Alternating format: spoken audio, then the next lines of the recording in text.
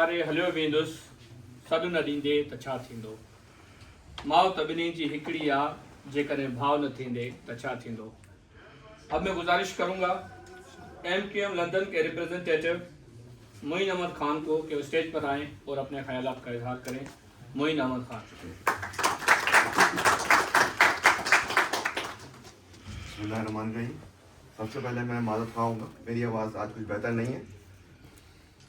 सबसे पहले इस बड़े इवेंट को ऑर्गेनाइज करने वाले सोहेल आबड़ो भाई और उनके तमाम साथियों को और शुरा महफिल को मेरी जानिब से आदाब और सलाम। आज मैं फ़ख्र महसूस कर रहा हूँ, मैं साईं GM सैयद के इस 122वें यौम पैदाइश के मौके पर जो प्रोग्राम है उसके लिए मैं आज कुछ बात करने आया। मैं अपने पर बहुत फ़ख्र महसूस कर रहा हूँ।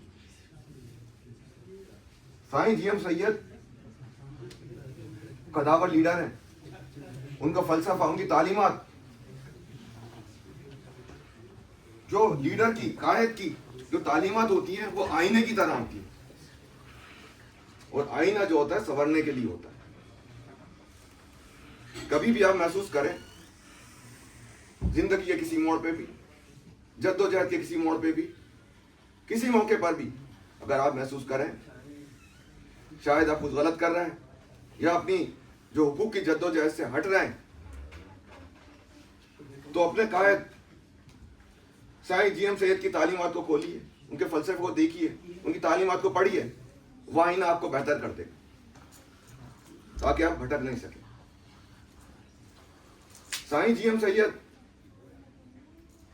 सिंध के हुकूक की जद्दोजहद जो आज भी जारी है, हम उनकी दी गई तालीमात और जद्दोजहद की रोशनी में उनकी पूरी जिंदगी तो क्या तो बंद में गुजरेगी।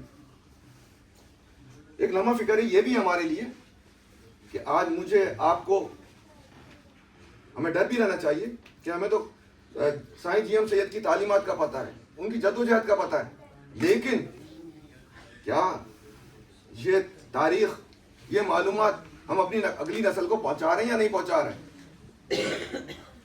हम जेनजी तक पहुंचा रहे, नहीं पहुंचा रहे? जेनजी को ये मालूमात है ही या नहीं है? आगे जनरेशन अल्फा आ रही है, बीटा आ रही है।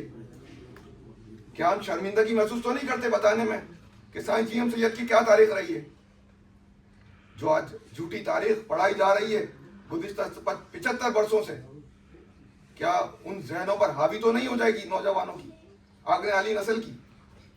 तो हमें अपनी आने वाली नस्ल की आबियारी करनी है और साईं GM सैयद के फ़लसफ़े को, नज़रिए को, जद्दोजहद को अपनी अगली नस्ल तक पहुंचाना है।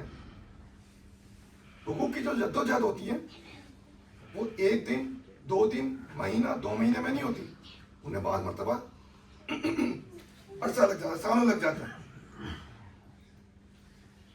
आज एक तारीखी बात भी बता रहा हूँ।